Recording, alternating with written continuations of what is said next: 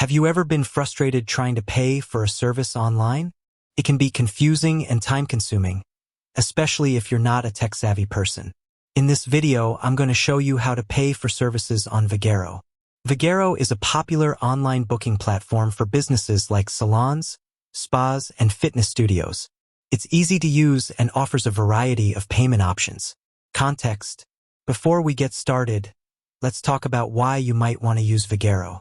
Here are a few reasons. It's a convenient way to book and pay for services online. It's secure and safe.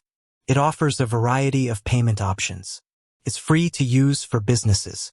Main content. Now that we've covered the basics, let's get into the meat of the video. How do you pay on Vagaro? Step 1. Create an account. If you don't already have an account, you'll need to create one. This is easy to do and only takes a few minutes. Step 2. Book a service. Once you have an account, you can book a service.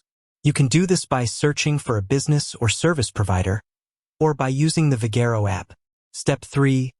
Pay for your service. When you book a service, you'll be prompted to pay for it. You can choose from a variety of payment options, including credit card, debit card, PayPal, and Apple Pay. Here are some additional tips for paying on Vagaro.